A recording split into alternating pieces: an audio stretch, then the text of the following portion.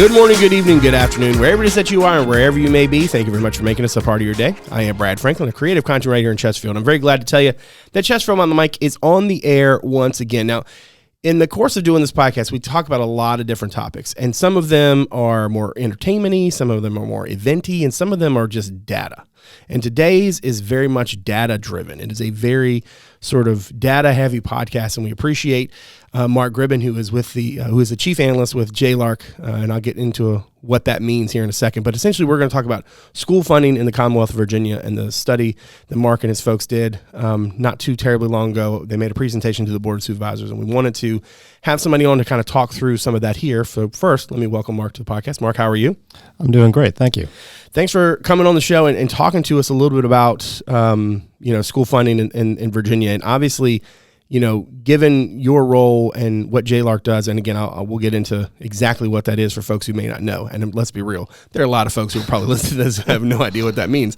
But in terms of sort of your role, before we dig into it, I want to kind of give folks an idea of who it is I'm talking to and what their background is. I always I think it's a good way to start. So tell me a little bit how it is that you became involved with JLARC, and how does one become, somebody who studies the kind of work and kind of data that you guys study? I grew up, my dad was in government, so that was an interest to me. Okay. He worked for the State Department for years, and then so I went to Virginia Tech, go Hokies. Graduated. We'll allow it, I guess. Graduated from there with a master's in public administration, which is like an MBA for people who don't want to make money. That's so good. So moved up to Northern Virginia, worked for the federal government in D.C., doing work similar to what I do now. Right. My spouse was not a big fan of the Northern Virginia area. She's from Stanton. She's a small town girl. We knew a lot of folks in Richmond, so I found this opportunity to work with JLARC doing the same things that I was already doing for the federal government. Right. So moved down here 16, pushing 17 years, and I've been there ever since. It's been a great fit, and it's a real fun job. Yeah. I like that you use the word fun there, because the vast majority of people would think that doing the kind of data diving that you do is probably not fun, but for you, obviously it is. Now, we've mentioned JLARC a couple times. I want to give folks an idea of what JLARC is. Now, JLARC, as you can kind of see from your podcast app choice, or maybe you're watching this on YouTube, it's the Joint Legislative Audit and Review Commission. And JLARC's task is not necessarily just school funding. So tell folks a little bit about what JLARC is and the kind of work you guys do beyond this one specific study. It's a mouthful of a name, and so that's why we usually don't say the whole thing. We are a small legislative branch agency, so we're a part of the legislature. We're not under the governor. We're under the General Assembly. Right. And we do nonpartisan objective research projects at the direction of the General Assembly. So they'll either pass a bill, or our commission, which is a lot of the more senior folks in both the House and the Senate, will direct us to do a study on different topics of interest. And so every year we have about 5 studies going. We also have some ongoing oversight. So I just, in between wrapping up this education funding study, I wrapped up a study of Go Virginia, which is an economic development program. Right. And now I'm looking at data centers and how to the issues that are associated with data centers. So we do a lot of stuff. So is it fair to say then that a lot of what JLARC is trying to do is, like, the states or the General Assembly specifically, its ability to sort of get information it can use to then impact legislation? Yes, it's 2 flavors. It's either, we heard there's an issue with this agency or program, could you go look at it? Right. Or we have a big policy question, funding, for example, that we want an answer to. And then how long roughly do these kinds of studies take? So for example, here, the one we're talking about was a joint resolution in 2021 directed a fairly broad review of how public education is funded in Virginia, with a special focus on the standards of quality and that funding formula. How long does it take typically for most of the sort of tasks that you guys, the sort of topics, if you will, that you're researching? Most are wrapped up in under a year, so it could be 8 months up to a year. This one, because just the sheer amount of information that we had to go through and all the things that we had to do, this was a year and a half. Okay, cool. Now, let's start talking a little bit about the study in general, and then we'll drill down into Chesterfield specifically as we go. But as you were tasked with this, again, to look at public education in Virginia and the way the SOQ funds it, what was your methodology in terms of looking at the data points related to it, and what can you tell us about not only about the process, but then the conclusions you guys sort of reached in that.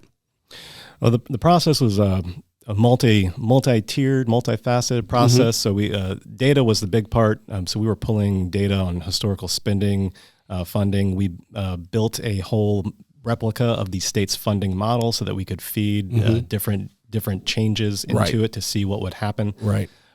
So there was a lot of data analysis that went into it. We also, I don't want to undersell this, is we talked with school divisions from across the state. We talked with about, I think it was 20% of all the school divisions in the state. And that was really important for us to understand sort of the core issues and what funding meant on the ground. Right. We also convened groups of educators from schools, so teachers, principals, nurses, counselors, to talk about staffing needs, which is one of the main drivers of funding. 85% of all school division costs are staffing related. And so that was an important part in understanding not only the funding piece, but the people that funding goes to, and what was the gap there. Right. And then you're also looking at, you're not just looking at Virginia, right? You're also pulling data on kind of other states in the region, sort of trying to, make them balance out as best you can between, because different costs and those kinds of things. But I know that as you looked at it, one of the things was sort of looking at that SOQ formula. And let's just try to give folks a 35,000 foot view on this. So essentially what the state's formula tries to do is to figure out how much the state should pay versus the locality should pay. And if I'm understanding the data correctly and I'm looking at the study right, what you guys found was that in a lot of these situations, because the formula was off in a variety of different ways, and we can get into that in a second, essentially the state's not putting in what it should put in order to fund schools to the level they're not only being funded now, but the way they should be funded if we're going to sort of look at it across the board. So if you think about it, like if at your job you were looking at, what are other places pay for this position? Think of that for school systems across different states. And I don't know if that's a good way to kind of frame it for folks, but it certainly felt like to me as I was looking through the study and going through it, that what you found is that a lot of the problems were specifically with the formula. And you sort of identified some of those problems. Can you shine a little light on kind of what that data sort of showed you in terms of the formula, and what maybe even what recommendations you guys made in terms of what you would like to do with that formula going forward? Right. I would rephrase it slightly different from the way you said it. I would say that the formula is intended to show or determine how much money schools need in total. That's fair. Yeah. And then divide that between a state share and a local share. Right. And so what we found is that what the formula was saying, this is what school divisions need, was about $6 billion less than what school divisions were actually spending. So that's a gap of, so the formula was saying about 60% of the money, this is what you need, but school divisions are actually spending another 40%. Right. So that was the big gap. And then the recommendations that we came up with were sort of two flavors. One was, if you want to keep this existing formula, we can get to this more later, we can keep this existing formula, which is very, very, very complicated, very hard to understand, not transparent at all, and has a lot of risks. If things go wrong, people might not be able to catch them. Right. So you can keep that, and we have a bunch of recommendations to fix that, to get staffing ratios that make sense, all these other pieces of it. Or you can scrap that and you can move to a student-based formula, which is a different way of calculating, which is much simpler and more transparent. Yep.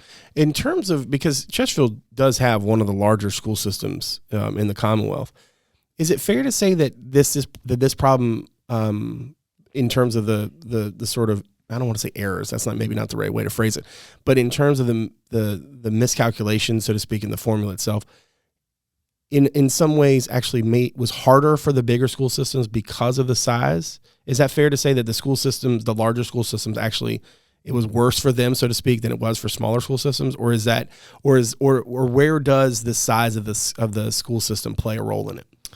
In terms of net or total dollar amounts, the answer would be yes, because the larger school division, Chesterfield, is astronomically larger than many of our small school divisions. Right. We have, I can't remember, dozens of school divisions that are under 2,000 students. Chesterfield, I think, is, I should have this number in front of me.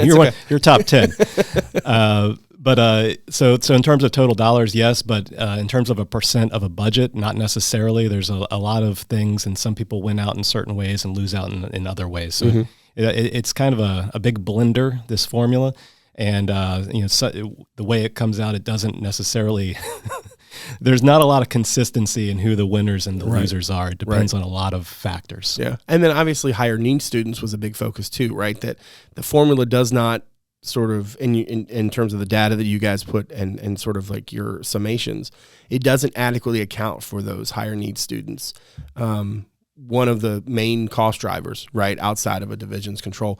In terms of, and I can imagine if you think about that just in the real world, it makes sense then that the larger school divisions with larger, more diverse demographics are going to have more of those types of students, maybe say than a smaller school system that only has 2,000, 2,500 students in it as a whole. I mean, in Chesterfield alone, there are more kids on free and reduced lunch, I think, than there are kids in Richmond City schools at all, right? And so I think for a lot of people, the idea that the Chesterfield school system is just really huge, and a lot of these problems, as they pop up, those costs are going to be exponential. So that makes sense, and I appreciate the sort of framing there. Now, in terms of the recommendations, you mentioned a second ago what you guys sort of recommended that the formula should do. You said you could stick with this, but you got to do it a little differently. What were some of the things that you thought that the formula should account for, or at least should include? Well, I don't know if I can't remember if we covered this already, but the formula, the way it works is it says it's a staffing based formula. Right.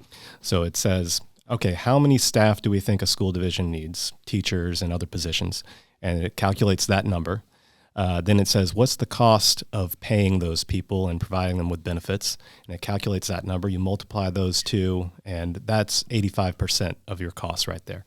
Then it also says, what are some costs of other things that are not people related? So my cost of my school buses, my utilities, insurance, et cetera, and that's the rest of it. So the issue there is that when you look at the problems with the formula, again, I cited that number, $10 billion is what the formula says school divisions need. School divisions are actually spending $17 billion. Again, that's operating costs. So about half of that gap is accounted for by the staffing ratios. Okay. So the staffing ratios, when we looked at those, were much lower than what school divisions were actually staffing. Teachers were about 20% lower, which is not that big of a number, but when you think about the number of teachers that are out there, that's thousands and thousands of positions that are not being counted. And then gaps were even bigger for other position groups in terms of some cases there were only half as many positions being counted as were actually being employed. Right. So that was one of the big ones. Fixing those staffing ratios so that they reflect, that get plugged in so they better reflect what school divisions are actually doing is going to account for about half of the funding amount. Right. Then there's a number of other things that account for the other half, which I can get into if you want. Well, yeah, I was going to say, and please feel free, because I think one of the things that's really interesting about this is it's not just it's one thing to say the state's doing X wrong or so-and-so is doing X wrong. It's another thing to say, but like if you did this, I think it in terms of giving solutions to problems is a lot more, it's a lot more beneficial, right, for folks in terms of trying to understand sort of the big picture, because what you guys have outlined here is to say, here's all the data in terms of the way it is, and this is the way it could be, and if you did this differently, this is what would happen. What were some of those other sort of recommendations? Sure. So we talked about the staffing, and then the next piece is what do you pay the staff? Right. So two things we noticed there was that, one, the way the state determines, so you make an assumption. So you're going to assume that teachers all get paid this, and that gets plugged into the formula. Right. The assumption that the state is using in its formula, it's a very complicated, it's called a linear weighted average. I won't bore you with it at all. Long story short is that number that gets plugged in, it underweights the cost of staff at large divisions, which tend to have higher labor costs. Okay. And so that's a problem because most of our teachers, most of our school employees are at these larger divisions. So essentially it's underweighting large divisions like Chesterfield, like Fairfax County, in the formula in terms because they of spend like $2.5 billion or something on. That's just the local share, right? That's what I'm saying. And the county itself pays. Right. You know, that's just the local share. So I sorry, I didn't mean to interrupt, but that just still blows my mind if you think about it. Just the sheer size of something that would need to have. That's the local part. That's not even the full. The full bill. I mean, that's just the what the locality's paying. Right, and so that number is the assumption that's getting plugged in is too low. The formula fails to fully account for in most years the effects of cost of labor growth. Mm-hmm. So people actually get paid more than they did 2 years ago, usually, unless it's a recession year, and the formula doesn't really reflect that. It's kind of using this older data, right. Or if it is growing those salary assumptions, it's not by what salaries have actually grown by. So. Right. Long story short is that the compensation costs are also lower. So you have this low staffing ratio number being multiplied by a cost assumption, which is also too low. And so the number you get at the end, which again, 85% of mm-hmm. expenditures for a school division, that's going to be too low of a number. Right. The other piece then is that there were a number of things that went into place during the Great Recession. Mm-hmm. As you recall, there was some massive budget cuts, right. Both at state and local level. Right. The state had to do this. They had to balance the budget. We don't print money like the federal government. So there were a number of things that went into place to balance the budget, right. including some education cuts, and they were needed at the time. But some of those are still lingering. Right. They never came back. Never came back. There's right. a cap on support positions, for example. We're only going to fund this many support positions. There's which are things like just think about anybody who's doing something at school that's not a teacher or right. an administrator. Right. So that was one big one, and another big one was things like we're not going to count leases or travel as expenses that the state thinks are necessary expenses. So those aren't in the SOQ anymore. Right. So a number of those things. Yeah. Now, in terms of before we drill into the Chesterfield piece, I did have one follow up. What was was there anything in here that, as you went through the data and as you sort of put these things together, that was the most surprising to you? Was there anything that really kind of jumped off the page to you in terms of like, oh, wow, like, maybe not even something you were expecting or assuming going into it, that's just something that really sort of like blew you away? Because for real quick, actually, before I let you answer that, let me plug this. If you're curious and you want to go look at it yourself, jlarc.virginia.gov, all that information is there. Feel free to peruse it to your heart's content. If you're watching this on the YouTube version, obviously Martin's been showing you graphics and such, but all of that is coming straight from Mark's work at jlarc.virginia.gov. Now, and again, my question was if in terms of anything surprising, anything that sort of stood out to you, anything that sort of just really kind of blew your mind a little bit as you sort of looked at this whole thing. Well, I think I'll probably get in trouble for saying this, but that's always fun. I love that. There was a lot of mind blowing in just the size yeah. of the gap. So I should have covered this at the beginning. One of the key things that we did is one, we looked at this formula to figure out all the problems that were mm-hmm. wrong with it, and that's all fine and dandy. But the real core question that you also need to ask is, well, does that matter? Does that mean that we're not providing enough money? Right. So to answer that question, we tried to benchmark school division spending, mm-hmm. School spending in Virginia relative to a number of benchmarks. I think we touched on this a little bit in the beginning. But so we looked at Virginia compared to other states. We looked at Virginia compared to, they're called cost model benchmarks. Mm-hmm. I won't bore you with all the details, but there's several ways that other states, and this has been done not just here, this has been done across the country. There's a couple methods that you can use to figure out, okay, what should your funding level be based on some of the factors you mentioned? Right. How many higher needs students do you have? Right. That's a big driver. Right. What's their cost of labor in your state? Right. That's a big driver. And the other one, especially for small school divisions, is economies of scale effects. If you're a small school division, you need more money per kid. Right. So the long story short there is we did several of these 5 different benchmarks, depending mm-hmm. on how you count it. Mm-hmm. And what was surprising is that we were consistently underneath all those benchmarks. So when we look at the 50 states, when we looked at these different funding model or cost models, they're called, we were consistently underneath. So the percentage, or in terms of our per student spending. Right. So I don't think the percentages changed. They were different from one to the next, but the fact that we consistently trailed every benchmark we looked at. Right. Was really sort of, okay, we really are probably not providing enough funding as a state. Yeah, and that's a good point, because it's one thing to trail some benchmarks, it's another thing to trail basically all of them. And if regardless of what endeavor you're on, right? If that's the case, you're in some tough sledding, I guess. Now, in terms of the message for Chesterfield, I understand, if I have this right, that the recommendation in terms of the changes would increase the SOQ funding by $58 million. In terms of what all of this means specifically for Chesterfield, clearly there's a gap. Can you talk to me a little bit about what that gap looks like, and then also to the point of, if the recommendations, were help to fix the formula, what would the state funding increase look like for Chesterfield? Sure, and I'll read off the numbers I have on the slide. So when we looked at, if you fix the problems we found with the current formula, like you said, the state would be providing $58 million more dollars.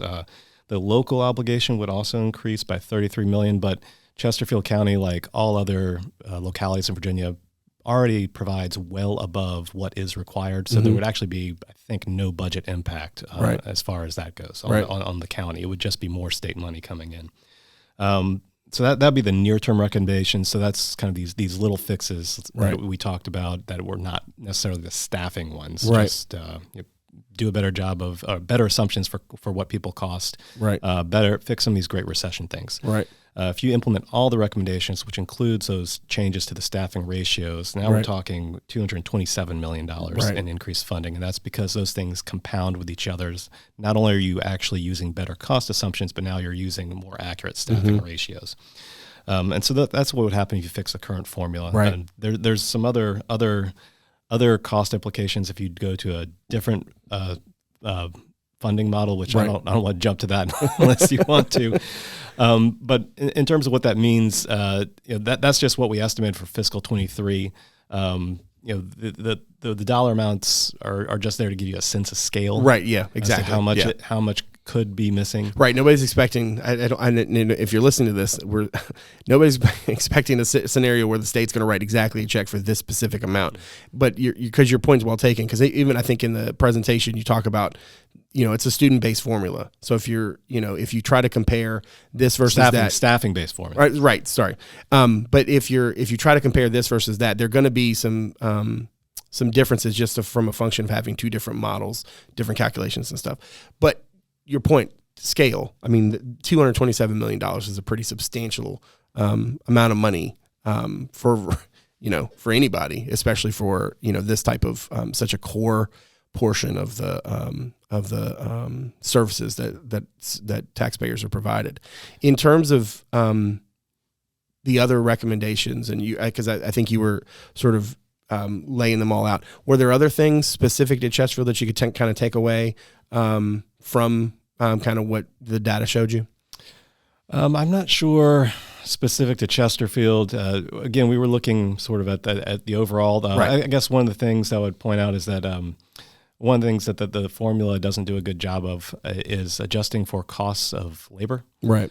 So there is an adjustment in the formula it's called cost of competing, but it's basically it gives you more money because some parts of the state have higher labor costs. Right. That only applies to Northern Virginia right now, and it has a bunch of other problems with it. But long story short, Chesterfield doesn't get any an adjustment to recognize that this region has a higher, above average cost of labor compared to the rest of the state. Gotcha. Now we're not anywhere near as high as Northern Virginia, but it is. But it exists, higher, right? It is a higher cost. Gotcha. So that's another piece where the formula just isn't picking that up, and that's where it's something that would ding Chesterfield in terms of the funding that it gets. Right.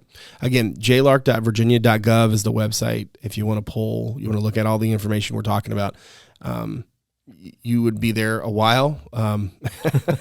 Mark and his folks did a great job in terms of, the breadth of information is just kind of astonishing to me. Let's get you out of here on this one, Mark. So JLARC is tasked with doing this work, pulls the information, evaluates it, makes the recommendations, puts it all together. What's the next step, right? Like what happens now? You guys were tasked by the GA to do this. You've done this. So what's next? What's the next step? Well, that next step is happening right now. The General Assembly, what is today? Thursday. They met yesterday, and there are a number of bills that are already in to address not all of these, but some of these. Again, this is the amount of dollars we're talking here. This is a long-term fix. Right. It's not something that's going to be fixed in one General Assembly session. It's going to take 10 years, maybe more. Right. But right now, the General Assembly, it's in their hands. They are the ones who decide if and how to address these issues with the formula. If we change the formula to something simpler and more streamlined. Right. And we've already seen there are a number of bills, and I think I have to go sit in a committee meeting this afternoon just in case there's any questions to address. Some, that was actually going to be one of my that, follow-ups earlier. I was going to ask you if you were going to have to be called, to sort of kind of do exactly this kind of thing, but in a much less inviting sort of environment. Here we're in a comfy studio. There, it's stuffy, and I can imagine the explaining everything to members of the General Assembly is a very different animal. But I can totally understand though that's a real. It's a heavy lift, right? To get to not only to look at the recommendations that you guys made, but then to try to implement them, like you said, over time. I mean, it's going to take a while for that kind of thing to happen. Yeah, it's definitely a long-term thing, and we live in a real world. There's only so many dollars. We have to have a balanced budget. Education is obviously a major priority. It's the biggest part of pretty much every local government's budget. Yeah, it's the biggest general fund part of the state budget. But there are other priorities out there: public safety, mental health, you name it. There's a lot of competing priorities, and that's why I'm glad I'm not a member of the General Assembly. I don't have to make those calls. Right. But we put this information out there so they can have that in their decision-making process when they're figuring out, all right, what do we need to tackle? What can we afford to tackle? Right. Good deal. Well, Mark, thank you very much for coming on the show, talking to us about the study. I really appreciate your time. Thank you. Pleasure to be here. All right. Make sure you check us out on social media. On Twitter, it's at Chesterfield VA, and on Instagram, it's Chesterfield Virginia, all one word. And on Facebook, you can check out our podcast page. Just search Chesterfield Behind the Mic. Now, make sure to follow or subscribe to the podcast on Apple Podcasts, Spotify, Google Podcasts, Overcast, or wherever it is that you get your shows. And if you're so inclined to give us a rating or review, we greatly appreciate it. As always, a video version of our show is available on our YouTube channel, as well as on our website, chesterfield.gov/podcast. That's also where you can submit feedback anytime, make suggestions, or just reach out to us. You can watch the show on WCCT Thursday through Sunday at 7, on the weekends at noon. That's Comcast Channel 98 and Verizon Channel 28. Lastly, you can check out chesterfield.gov/connect with us to find out a number of other ways to connect with Chesterfield County. My thanks to my director, Martin Stith, my executive producer, Teresa, Bonifas, and all the good folks from Constituent Media Services for all they do. My thanks to you for joining us today. So, from all of us here in Chesterfield, thanks again for making us a part of your day. We'll see you again real soon. Take good care.